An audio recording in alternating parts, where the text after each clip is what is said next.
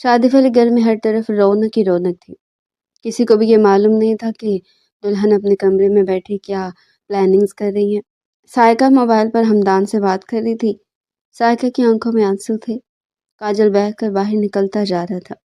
وہ ابھی تو پولر سے تیار ہو کر آئی تھی۔ ابھی بارات نہیں آئی تھی۔ بارات نے مغرب کے بعد آنا تھا اور ابھی تو صرف عصر کا وقت ہوا تھا۔ سارا گھر دلہن کی طرح سجا ہوا تھا، مگر کوئی چیز بھی سائقہ کو خوشی نہیں دے رہی تھی، کیونکہ اس شادی سے اسے کوئی خوشی حاصل نہیں ہونے والی تھی۔ وہ اپنی محبت کو حاصل کرنا چاہتی تھی، جو اب اسے بہت دور ہو گئی تھی۔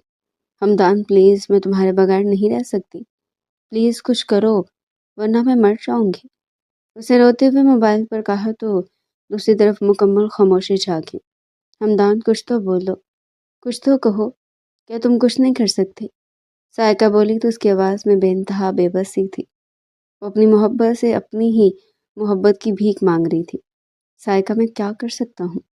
تمہاری شادی ہونے والی ہے، میں نے تم سے کہا تھا کہ ہم کورٹ میرج کر لیتے ہیں، مگر اس وقت تم نے میری بات نہیں مانی تھی، اب میں بھی کچھ نہیں کر سکتا۔ دوسری طرف کی آواز جب سائقہ کے موبائل کے اسپیکر پر ابھری تو اس کی ہمت جواب دے گئی۔ ہمدان، میں تمہاری بات ماننے کے لیے تیار ہوں، تم ابھی آؤ اور مجھے اس دلدل سے بچا لے جاؤ۔ میں اس اکڑو بزنس مین کو کبھی بھی اپنی زندگی کا حصہ نہیں بناؤں گی، سائقہ نے روتے ہوئے کہا تو دوسری طرف ہمدان کے چہرے پر اطمینان چھا گیا۔ وہ یہی تو چاہتا تھا۔ ٹھیک ہے میری جان، میں ابھی تھوڑی دیر میں آتا ہوں، تم تیار رہنا اور یہ بتاؤ کہ مجھے کس راستے سے آنا ہوگا۔ تمہارا شادی والا گھر ہے، یہ نہ ہو کہ کوئی مجھے دیکھ لے اور پھر واویلا مچ جائے۔ وہ دونوں اب آگے کی پلاننگز بنانے لگے تھے، اور پھر بات مکمل کرنے کے بعد سائقہ نے کمرے کا دروازہ چیک کیا، جو پہلے اس نے بند کر دیا تھا، مگر اب وہ دوبارہ سے چیک کر رہی تھی کہیں کھلا تو نہیں رہ گیا۔ کمرے کا دروازہ اچھے سے بند کرنے کے بعد وہ الماری سے سمپل سوٹ نکال کر باتھ روم کی طرف چلے گئے۔ ہمدان نے کہا تھا کہ وہ تھوڑی دیر کے اندر آ رہا، اس لیے ہوئی اس کے آنے سے پہلے چینج کرنا چاہتی تھی، اور پھر تھوڑی دیر کے اندر اس نے اپنا تمام زیور اتار کر کپڑے چینج کر لیے، اور جب باہر آئی تو دروازے پر دستک ہو رہی تھی۔ دستک سن کر اس کا ماتھا پسینے سے بھیگ گیا۔ حالانکہ سردی تھی، مگر دروازے پر دستک کی آواز سن کر وہ تھر تھر کانپنے لگی تھی۔ کون ہے؟ اس نے کانپتی آواز کے ساتھ اتنا ہی کہا تھا۔ دوسری طرف کی آواز اس کے کانوں میں پڑی تو اسے کچھ سکون آ گیا۔ وہ اور کوئی نہیں بلکہ ماں ہی تھی۔ سائقہ، تم نے دروازہ کیوں بند کیا ہے؟ تم ٹھیک تو ہو؟ امی نے مجھے بھیجا تاکہ میں تمہیں دیکھ لوں، یہ نہ کہ تم نے پھر سے دل چھوٹا کر لیا ہو۔ ماہین کی آواز سائقہ کے کانوں میں پڑی تو اس نے بھی فوراً سے جواب دے دیا، نہیں بھابھی، میں بالکل ٹھیک ہوں، میں کچھ دیر آرام کر رہی ہوں، ابھی بارات تو نہیں آ رہی تو میں نے سوچا کہ کچھ دیر آرام کر لیتی ہوں، میں بالکل ٹھیک ہوں، آپ جائیں کام کریں۔ اس نے ماہین کو وہاں سے بھیجنا چاہا تھا، وہ بھی جو اتنے کاموں میں مصروف تھی فوراً دروازے سے پیچھے مڑ گئی۔ وہ سمپل کپڑوں میں تھی، اس کا ہاتھ سنگھار کرنے کا بالکل بھی دل نہیں چاہتا تھا، اور آج تک کسی نے اس کے ساتھ زبردستی بھی نہیں کی تھی، کیونکہ جو اس کے ساتھ ہوا تھا اس کے بعد کوئی بھی اس کے ساتھ یہ زبردستی نہیں کر سکتا تھا کہ وہ بھرپور طریقے سے اپنی زندگی جیے۔ اس کی زندگی اسی روز ہی ختم ہو گئی تھی جس روز اس نے اپنی محبت کو اپنی آنکھوں کے سامنے دم توڑتے ہوئے دیکھا تھا۔ ماہین کے جانے کے بعد سائقہ نے سوکھا سانس لیا۔ وہ ہمدان کا نمبر ڈائل کرنے لگی تھی، مگر وہ اس کی کال ریسیو نہیں کر رہا تھا۔ وہ بہت زیادہ پریشانی کے عالم میں کمرے میں ادھر سے ادھر ٹہل رہی تھی۔ اسے کچھ سمجھ نہیں آ رہی تھی کہ وہ کیا کرے، اور پھر تھوڑی دیر کے اندر ہی ہمدان کی کال آنے لگی۔ وہ اس کے گھر کے باہر آ چکا تھا۔ سائقہ نے بیگ تیار کر لیا تھا۔ وہ بیگ ساتھ لے کر جانا چاہتی تھی، مگر ہمدان نے کہہ دیا تھا کہ یہاں سے وہ اکیلی جائے گی، اسے کسی چیز کی ضرورت نہیں ہے۔ ہمدان نے اسے کہہ دیا تھا کہ وہ آج ہی جا کر نکاح کریں گے اور اس کے بعد شاید کچھ ہی دنوں میں دبئی چلے جائیں گے، اس لیے اس نے بیگ ایک سائڈ پہ رکھ دیا تھا۔ اس کے کمرے کا دروازہ ایک پچھلے صحن میں بھی کھلتا تھا۔ وہاں پر سناٹا تھا، کوئی بھی نہیں تھا، ہر طرف اندھیرا ہی اندھیرا تھا۔ مغرب ہو چکی تھی مگر ابھی تک بارات نہیں آئی تھی۔ پچھلی طرف کی لائٹ بھی کسی نے آن نہیں کی تھی، اور پھر پچھلے صحن کا دروازہ کھول کر وہ ہمدان کی گاڑی میں بیٹھ چکی تھی۔ وہ ہمدان کے ساتھ فرنٹ سیٹ پر بیٹھی تھی۔ ہمدان نے اس کا ہاتھ اپنے ہاتھوں میں لے کر اسے تسلی دی تھی۔ اور پھر گاڑی چل نکلی۔ پوری دھوم دھام کے ساتھ جب بارات گھر کے اندر داخل ہوئی تو مسز خالد کے چہرے پر مسکراہٹ آ گئی۔ ان کی اکلوتی اور لاڈلی بیٹی کی آج بارات تھی۔ وہ بہت زیادہ خوش تھی۔ کوئی بھی نہیں جانتا تھا کہ ان کی بیٹی ان کی عزت خاک میں ملا کر گھر سے جا چکی ہے۔ بارات اندر آ گئی تھی۔ باراتیوں کے بیٹھنے کا انتظام گھر کے لان میں کیا گیا تھا۔ سب کچھ اچھے سے سیٹ کیا گیا تھا۔ ہیٹرز وغیرہ بھی لگائے گئے تھے جسے کسی کو بھی سردی محسوس نہیں ہو رہی تھی۔ ارد گرد کناتوں سے ایک بڑا سا ہال بنایا گیا تھا جس کے اندر تمام باراتی بیٹھے دلہن کا انتظار کر رہے تھے۔ دلہا بھی اسٹیج پر اپنے قریبی دوست کے ساتھ بیٹھا اپنی دلہن کا انتظار کر رہا تھا۔ کوئی نہیں جانتا تھا کہ سب پر کیا قیامت ٹوٹنے والی ہے۔ وہ شہر کا جانا مانا بزنس مین تھا۔ جب ماں باپ کے کہنے پر باپ کے دوست کی بیٹی کے ساتھ نکاح کرنے کے لیے آ گیا تھا، حالانکہ اس کا شادی کرنے کا کوئی ارادہ نہیں تھا۔ فیصل ملک کی آنکھیں ادھر ادھر بھٹک رہی تھی۔ اپنی ساس کو پریشانی کے عالم میں ادھر سے ادھر آتا ہوا دیکھ رہا تھا۔ اسے کچھ سمجھ نہیں آ رہی تھی کہ وہ کیوں پریشانی کے عالم میں ادھر سے ادھر گھوم رہی ہے۔ ماہی بھی پریشانی کے عالم میں خالہ کے پیچھے پیچھے جا رہی تھی۔ خالہ صاحب ادھر آئیں، مجھے آپ سے ایک بہت ضروری بات کرنی ہے۔ سائرہ بیگم نے شوہر کو بلایا تو وہ ان کی طرف آ گئے۔ اب وہ تینوں گھر کے اندر کی طرف جا رہے تھے۔ فیصل ان سب کو جاتے ہوئے دیکھ رہا تھا۔ اسے بھی پریشانی ہونے لگی تھی۔ اس کے ماں باپ مہمانوں میں مصروف تھے۔ انہوں نے کچھ نوٹس نہیں کیا تھا مگر وہ سب کچھ دیکھ سکتا تھا۔ وہ تینوں سائقہ کے کمرے میں پہنچ چکے تھے جہاں پر اس کا زیور اور جوڑا صوفے پر پڑا تھا۔ ہر چیز ویسی کی ویسی تھی مگر وہاں پر سائقہ موجود نہیں تھی۔ سائرہ بیگم، یہ سب کیا تماشا ہے؟ سائقہ کہاں ہے؟ خالہ صاحب نے چلاتے ہوئے کہا تھا مگر سائرہ بیگم آگے سے کوئی بھی جواب نہیں دے پائی تھی۔ جو بھی تھا سب کی آنکھوں کے سامنے تھا۔ ماہی کی آنکھوں میں نمی تھی۔ اسے یقین نہیں آ رہا تھا کہ اس کی کزن یہ گھر چھوڑ کر بھاگ گئی ہے، اور وہ بھی اپنی شادی کے روز۔ پہلے اسے لگتا تھا کہ وہ کسی کو پسند کرتی ہے مگر ایک دو بار جب اس نے اسے پوچھا تو اس نے کہہ دیا تھا کہ یہ تمہاری غلط فہمی ہے۔ ویسے تو ان دونوں کی بڑی بنتی تھی لیکن اس معاملے میں سائقہ نے اسے کچھ نہیں بتایا تھا۔ ماہی کی آنکھوں سے آنسو نکلتے جا رہے تھے۔ اسے اپنے خالو اور خالہ کی عزت لٹتی ہوئی دکھائی دے رہی تھی مگر وہ کچھ بھی نہیں کر پا رہی تھی۔ اسی لمحے خالد ملک کے سینے میں درد اٹھا تو انہوں نے اپنا ہاتھ سینے پر رکھ لیا، وہ زمین پر بیٹھ گئے۔ زمین پر قالین بچھا ہوا تھا۔ سائرہ بیگم بھی ان کے ساتھ قالین پر بیٹھ گئی تھی۔ خالد صاحب کو سینے میں بہت زیادہ درد محسوس ہو رہا تھا۔ انہیں ایسا لگ رہا تھا کہ ابھی ان کی جان چلی جائے گی۔ ان کی عزت لٹ چکی تھی۔ ان کی بیٹی اپنے نکاح والے روز گھر سے بھاگ گئی تھی اور انہیں کسی کو منہ دکھانے کے قابل نہیں چھوڑا تھا۔ ماہی بار بار سائقہ کا نمبر ٹرائی کر رہی تھی جو مسلسل بند جا رہا تھا، اور پھر جیسے اس نے ڈیٹا آن کر کے واٹس ایپ دیکھا تو اس کی آنکھیں پہلے سے بھی زیادہ برسنے لگی۔ وہاں پر ایک وائس میسیج تھا جو سائقہ کا تھا، جو اس نے کچھ دیر پہلے کیا تھا اور اس کے بعد موبائل بند کر دیا تھا۔ اس نے میسیج میں یہی کہا تھا کہ میں اپنی محبت کے ساتھ جا رہی ہوں، مجھے معاف کر دینا۔ اس کے علاوہ اس نے کوئی ڈیٹیل نہیں دی تھی۔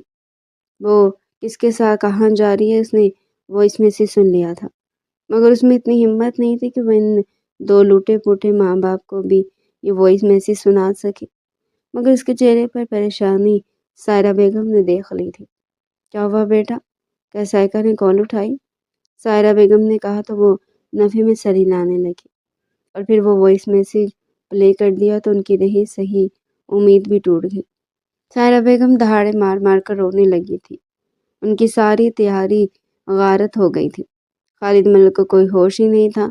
انہوں نے ابھی اپنے سینے پر ہاتھ رکھا ہوا تھا۔ دروازہ بند تھا، کوئی نہیں جانتا تھا کہ اندر کیا ہو رہا ہے، اور پھر جیسے دروازے پر دستک ہوئی تو وہ تینوں زمین سے اٹھ کھڑے ہوئے۔ کسی کو سمجھ نہیں آ رہی تھی کہ کیا کرے۔ پہلے سب نے اپنا حلیہ ٹھیک کیا اور پھر ماہی نے آگے بڑھ کر دروازہ کھولا۔ اس نے دروازہ پورا نہیں کھولا تھا۔ باہر ملازمہ کھڑی تھی جو سائرہ بیگم کو بلانے کے لیے آئی تھی کیونکہ انہیں ان کی سمدن یاد کر رہی تھی۔ ماہی نے کہہ دیا تھا کہ ہمارے تم جاؤ۔ ملازمہ چلی گئی تھی اور وہ لوگ اب سوچ رہے تھے کہ کیا کیا جائے۔ اور پھر تھوڑی دیر بعد خالد صاحب میں اتنی ہمت آئی کہ انہوں نے دوست کو کال کی جو بیوی سمیت کمرے کے اندر آ گئے تھے۔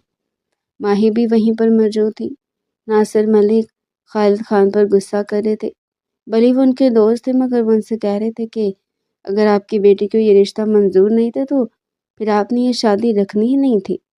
فیصل ملک کو پتہ نہیں تھا کہ اس کی ہونے والی بیوی گھر سے بھاگ چکی ہے۔ وہ اسٹیج پر اپنے دوست کے ساتھ بیٹھا خوش گپیوں میں مصروف تھا۔ نہ ہی اسے شادی کا کوئی غم تھا اور نہ ہی کوئی خوشی۔ اسے کوئی فرق نہیں پڑتا تھا کہ سب لوگ کہاں گئے ہیں۔ یار میری مشکل سمجھنے کی کوشش کرو۔ مجھے پتہ نہیں تھا کہ سائقہ کسی اور کو پسند کرتی ہے۔ اگر مجھے پتہ ہوتا تو میں ضرور اس کی شادی اس سے کروا دیتا۔ تمہیں پتہ ہے میں ایسا ویسا انسان نہیں ہوں، لیکن اس نے ہمیں بتایا ہی نہیں۔ خالد خان دوست کو صفائیاں پیش کر رہے تھے۔ سائرہ بیگم بھی سمدھن کو سمجھانے کی کوششوں میں لگے ہوئے تھے، مگر وہ کچھ نہیں سمجھ رہے تھے۔ ان کا بھی کوئی قصور نہیں تھا۔ وہ باراتیوں کے ساتھ ان کے گھر پر آئے ہوئے تھے اور اب یہ سب ہو گیا تھا۔ بھائی صاحب اب آپ کیا چاہتے ہیں؟ ہم کیا کر سکتے ہیں؟ اب تو ہماری بدنامی ہوگی۔ آپ کی تو جو بدنامی ہوئی تھی ہو چکی، اب تو ہم بھی نہیں بچ سکتے۔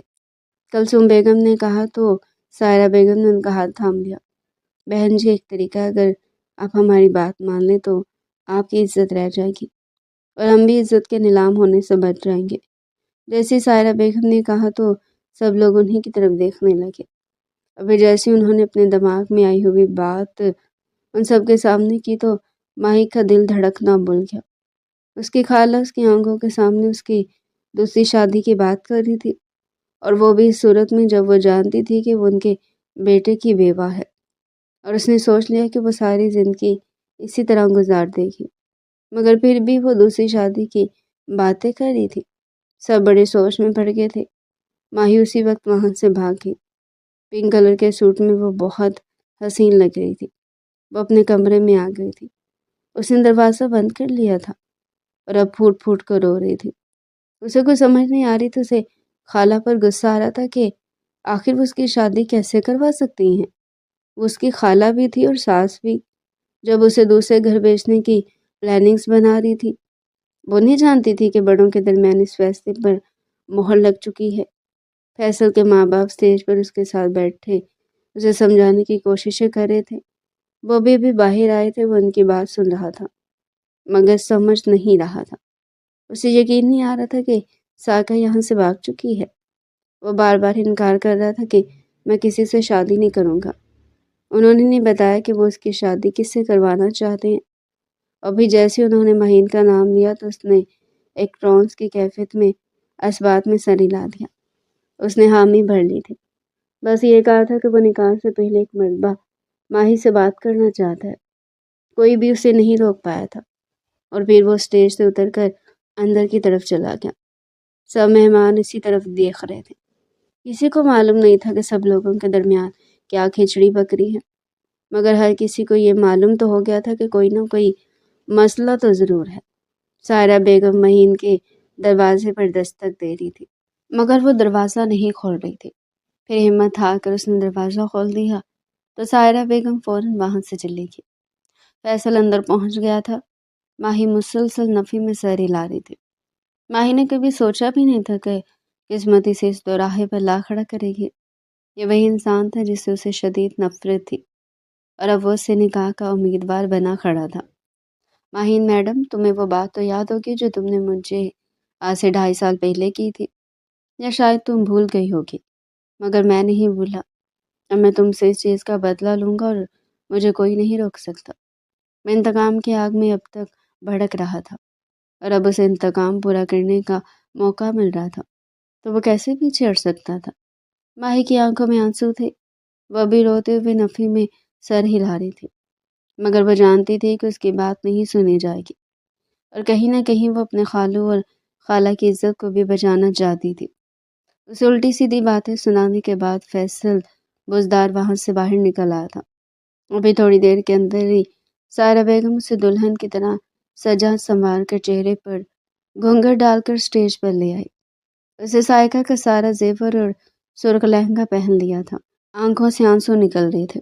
ہلکے پھلکے میک اپ میں وہ اچھی لگ رہی تھی۔ چہرے پر گھونگھٹ تھا مگر کپڑا باریک تھا، اس کا چہرہ دکھائی دے رہا تھا۔ مہمانوں کو کوئی ہوش نہیں تھا، ہر کوئی اپنے کھانے میں لگا ہوا تھا۔ کسی نے بھی اس بات پر توجہ نہیں دی تھی کہ لڑکی بدل چکی ہے، اور ویسے بھی زیادہ مہمان تو جانتے ہی نہیں تھے کہ لڑکی ہے کون، کیونکہ سائقہ کا رشتہ بیج ایمرجنسی میں ہوا تھا، اور پھر سائقہ کے بعد ان دونوں کا نکاح بھی ایمرجنسی میں ہو گیا۔ اس نے روتے ہوئے اسبات میں سر ہلایا تھا اور پھر کانپتے ہاتھوں کے ساتھ دستخط کیے تھے۔ اس کی روح لرز رہی تھی، اسے بار بار عثمان یاد آ رہا تھا، جس کے ساتھ اس نے اپنی زندگی کا 1.5 سال گزارا تھا، اور اب وہ اس دنیا سے چلا گیا تھا۔ اس کے جانے کے بعد ہی ماہی نے سوچ لیا تھا کہ وہ اب اپنی ساری زندگی اس کے نام لگا دے گی، مگر اب وہ کسی اور کے نام لگ چکی تھی۔ اور پھر وہ ایک بڑی سی گاڑی میں بیٹھ کر ملک ہاؤس پہنچ گئی۔ کلثوم بیگم اسے بیٹے کے کمرے میں پہنچا دیا تھا۔ وہ اچھی خاتون تھی، ایک تو انہوں نے لڑکی والوں کی عزت بھی رکھ لی تھی، اور انہیں پہلے سے بھی زیادہ خوبصورت اور اچھی بہو مل گئی تھی، اور ویسے بھی وہ سوچ رہی تھی کہ وہ لڑکی اچھی ہوگی، جس نے اپنے خالہ خالوں کی عزت رکھنے کے لیے ایک انجان شخص کو اپنی زندگی میں شامل کر لیا۔ وہ روتے ہوئے چہرے پر گھونگھٹ ڈال کر اس اکڑو انسان کے بیڈ کے بیچوں بیچ بیٹھی تھی، مگر ابھی تک وہ اوپر نہیں گیا تھا۔ وہ لان میں ادھر سے ادھر ٹہل رہا تھا۔ ماں باپ سو چکے تھے۔ ملازمہ نے ماہی کے کمرے میں کھانا پہنچا دیا تھا، مگر اس نے ابھی تک کھانے کو دیکھا بھی نہیں تھا۔ ابھی تھوڑی دیر سگریٹ کی کش لگانے کے بعد وہ اپنے کمرے میں پہنچ گیا۔ اپنے کمرے میں براجمان دلہن کو دیکھا تو اس کا دماغ خراب ہو گیا۔ اس نے نکاح اپنی مرضی سے کیا تھا، وہ بھی انتقام لینے کے لیے، لیکن اب اسے اچھا نہیں لگ رہا تھا کہ وہ اس کے بیڈ پر بیٹھی ہے۔ وہ دروازہ بند کر کے تیز تیز قدموں کے ساتھ چلتا ہوا بیڈ کے قریب پہنچا، اور اس کے چہرے سے گھونگھٹ کھینچ کر ایک طرف پھینکا تو اس کی روتی ہوئی آنکھیں فیصل کے سامنے آ گئی۔ تو ایک لمحے کے لیے وہ سوچنے لگا کہ وہ کیا کر رہا ہے، لیکن اس سے پہلے کہ وہ سوچتا اسی وقت اس نے سوچنے سمجھنے کی صلاحیت کو کھو دیا، اور اسے ہاتھ سے پکڑ کر بیڈ سے نیچے اتار دیا۔ وہ روتے ہوئے نیچے آ چکی تھی، نظریں جھکی ہوئی تھی، وہ کچھ بھی نہیں بول پا رہی تھی۔ وہ ماہین تھی جو بیوہ ہونے سے پہلے بہت چلاک اور چلبلی مشہور تھی، مگر بیوہ ہونے کے بعد اس نے اپنی ساری صلاحیتیں کھو دی تھی، اور اب نکاح کے بعد تو وہ ایک زندہ لاش بن کر رہ گئی تھی۔ میرے سامنے زیادہ ٹسوے بہانے کی ضرورت نہیں ہے، اور نہ ہی تم میرے بیڈ پر بیٹھ سکتی ہو۔ جاؤ یہاں سے، یہ سرخی پاؤڈر اتارو اور حلیہ ٹھیک کرو اپنا، اس حلیے میں تم مجھے زہر سے بھی بری لگ رہی ہو۔ فیصل کسی بھپرے ہوئے شیر کی طرح اس پر دہاڑا تھا۔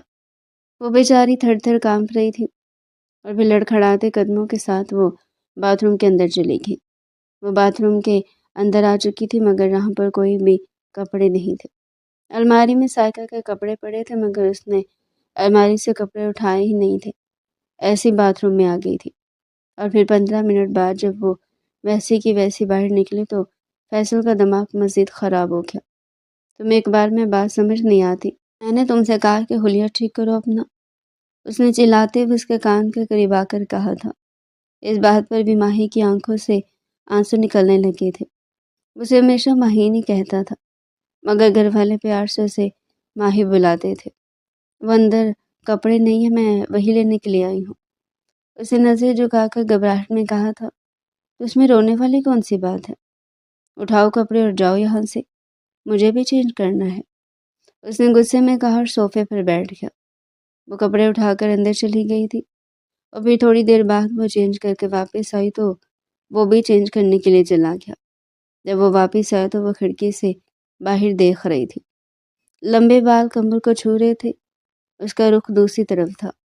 وہ اس کا چہرہ تو نہیں دیکھ پا رہا تھا، مگر اس کے خوبصورت لمبے ناگن جیسے بال اسے اپنی گرفت میں لے رہے تھے، مگر اسی وقت اس نے خود کو یہ باور کرایا کہ یہ اسی انسان کی بہن ہے جسے وہ دیکھنا بھی نہیں چاہتا، اور اب تو ماہین سے بھی اس کی اچھی خاصی دشمنی ہو گئی تھی۔ لائٹ آف کرو، مجھے سونا ہے، وہ یہ کہہ کر بیڈ کی طرف بڑھ گیا تھا تو اسی وقت ماہین نے لائٹ آف کر دی۔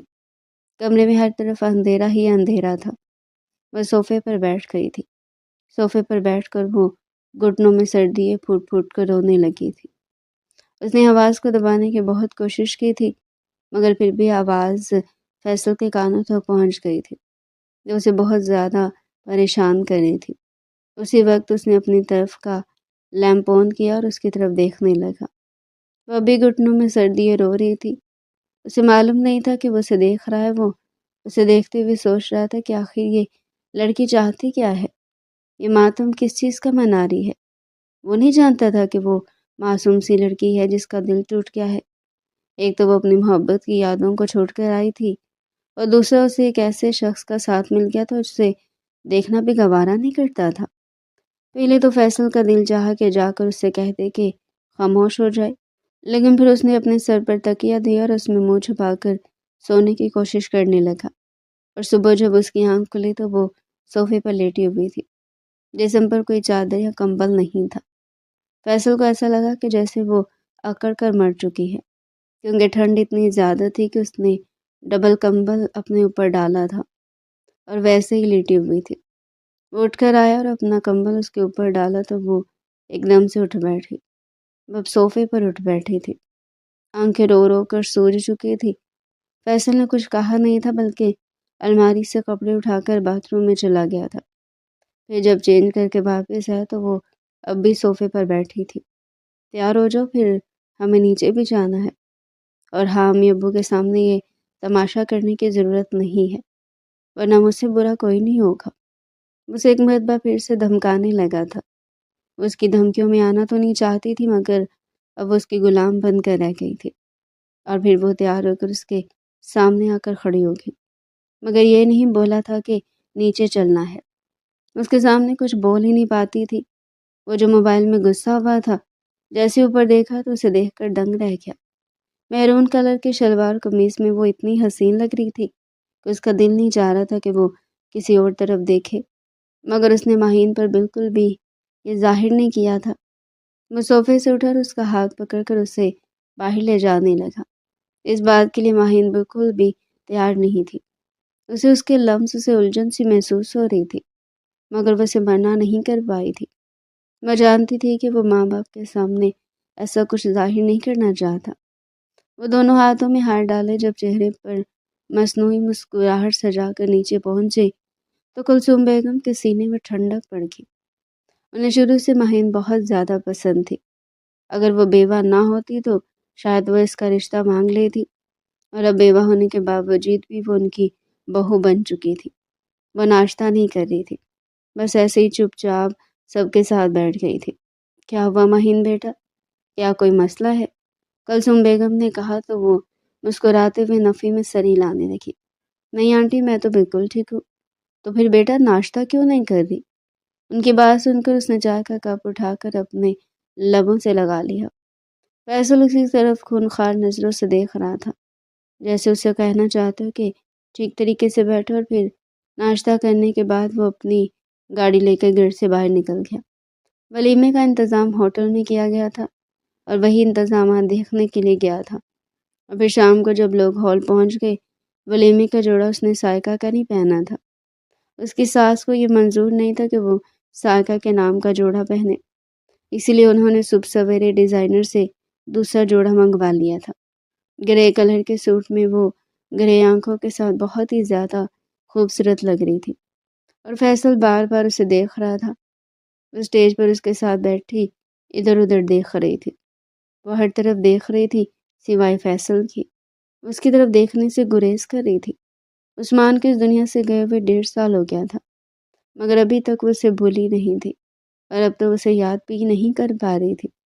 جب بھی وہ عثمان کو یاد کرنے لگتی تو اس کی آنکھوں سے آنسو نکلنے لگتے، لیکن وہ آنکھوں میں آنسو نہیں لانا چاہتی تھی۔ وہ سب کے سامنے یہ ظاہر نہیں کرنا چاہتی تھی کہ اس کے ساتھ کوئی زور زبردستی ہوئی ہے، اسی لیے وہ اس وقت عثمان کے بارے میں نہیں سوچ رہی تھی۔ اور پھر ولیمے کا فنکشن بھی اپنے اختتام کو پہنچ گیا تو وہ سب دوبارہ سے گھر پہنچ گئے۔ وہ چینج کرنے کے لیے باتھ روم کی طرف جانے لگی تو فیصل نے اس کا ہاتھ تھام لیا۔ اسے نظر بھر کر دیکھنا چاہتا تھا، مگر یہ ظاہر نہیں کرنا چاہتا تھا کہ وہ اس پر مر میٹا ہے۔ ویسے بھی اس کی ماہین سے کوئی ذاتی دشمنی نہیں تھی۔ ماہین کے باہر اس کا بزنس کا کوئی معاملہ تھا جو بہت عرصے سے ٹھیک نہیں ہو رہا تھا، اسی لیے 1-2 مرتبہ ماہین سے بھی تو میں ہو گئی تھی۔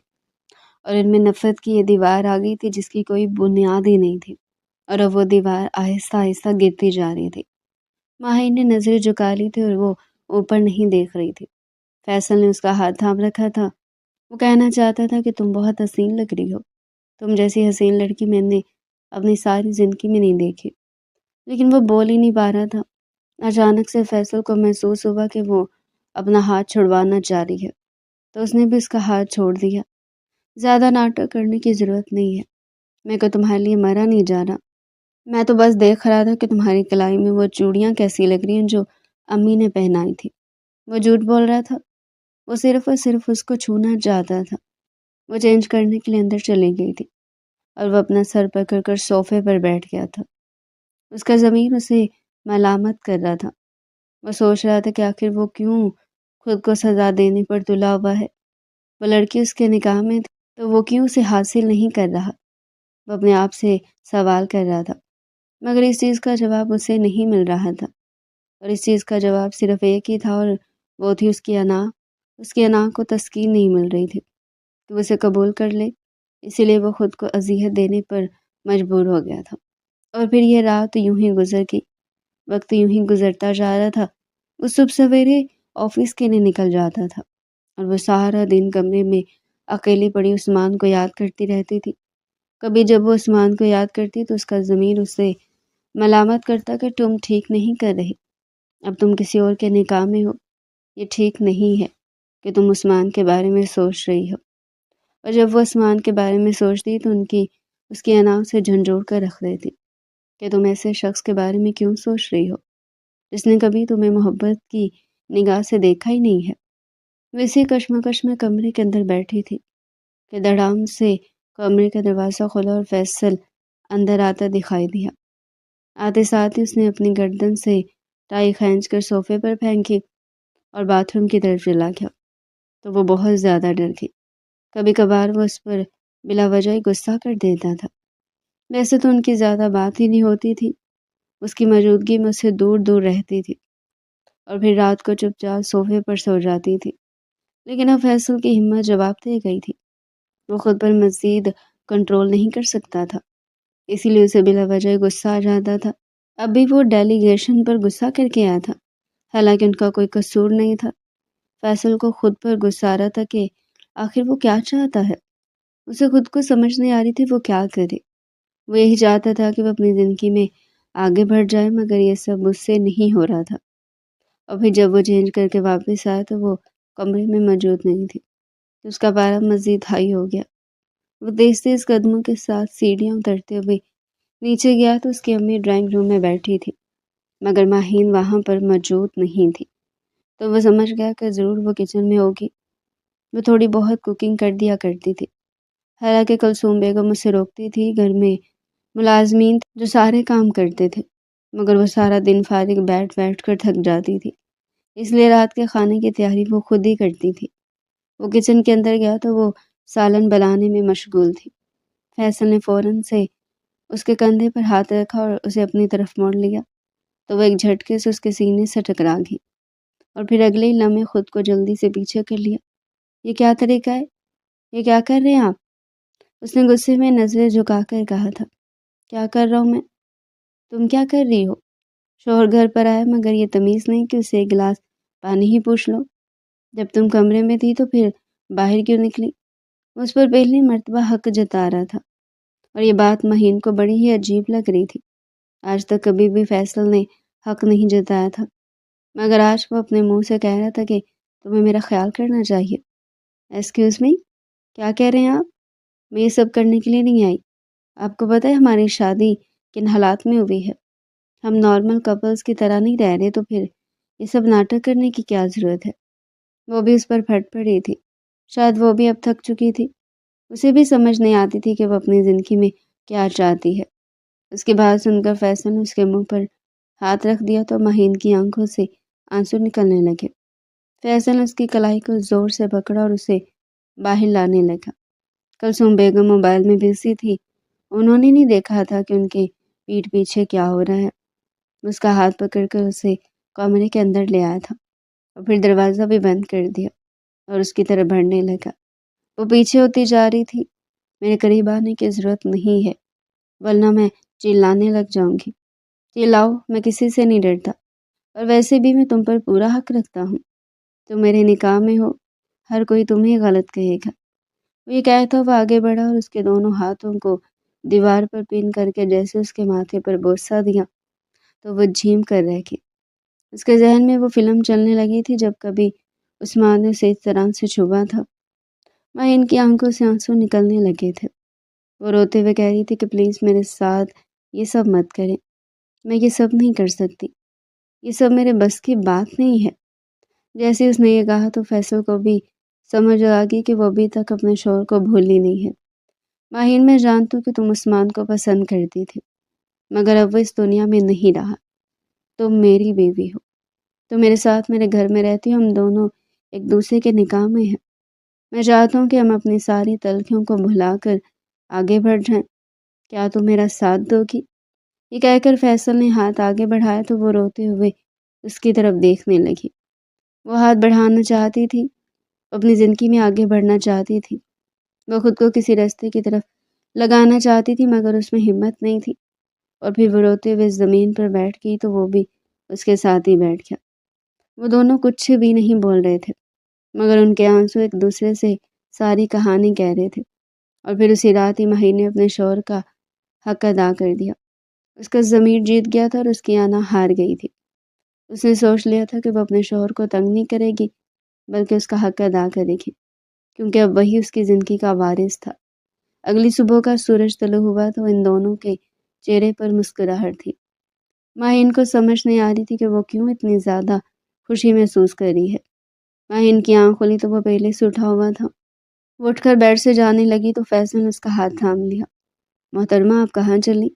اتنی مشکل سے تو میرے ہاتھ آئی ہیں اور ابھی سے جانے بھی لگی ہیں، اس نے رومانٹک انداز میں کہا تو وہ مسکراتے ہوئے وہاں سے بھاگ گئی۔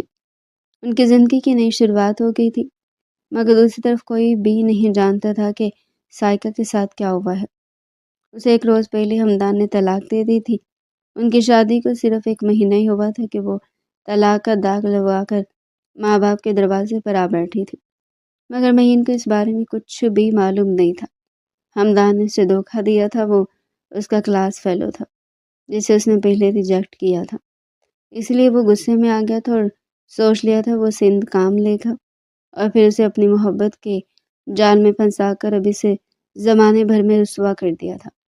ماہین اور فیصل کا پروگرام تھا کہ وہ آج مہین کے گھر جائیں گے، اور جب وہ تیار ہو کر وہاں پر پہنچے اور جیسے ہی سائقہ کو دیکھا تو فیصل کو بے تحاشا غصہ آ گیا۔ اسے لگا کہ شاید مہین اس بارے میں سب کو جانتی تھی، مگر وہ تو اس بارے میں کچھ جانتی ہی نہیں تھی، وہ تو بس خالہ خالو سے ملنے کے لیے آئی تھی۔ فیصل وہاں سے جانے لگا تو سائقہ نے اسے آواز دے کر روک لیا اور اسے معافی بھی مانگی اور اپنی بربادی کا قصہ بھی سنایا۔ تو فیصل کو بھی اس پر بڑا ترس آیا، کیونکہ وہ اپنی زندگی میں آگے بڑھ گیا تھا۔ اسے کوئی فرق نہیں پڑتا تھا کہ سائقہ جس کے ساتھ بھی شادی کرے۔ ماہین کو سائقہ کے لیے بہت برا لگ رہا تھا، مگر وہ کچھ بھی نہیں کر سکتی تھی۔ سائقہ کو مہین سے حسد نہیں ہو رہی تھی، مگر اسے اپنے کیے پر پچھتاوا ضرور ہو رہا تھا۔ اس نے غلط قدم اٹھایا تھا جس کا سارا نقصان اسے ہی ہوا تھا، اور پھر خالہ خالوں سے ملنے کے بعد وہ دونوں باہر آ گئے۔ اب ان کا پلان تھا کہ وہ ماہین کے ماں باپ کے گھر جائیں گے۔ اس کے ماں باپ تو نہیں تھے، بس بھیا بھابھی تھے، لیکن وہ ان سے ملنا چاہتی تھی، اور ویسے بھی فیصل نے اپنے سالے کے ساتھ سارے معاملات سیٹ کر لیے تھے۔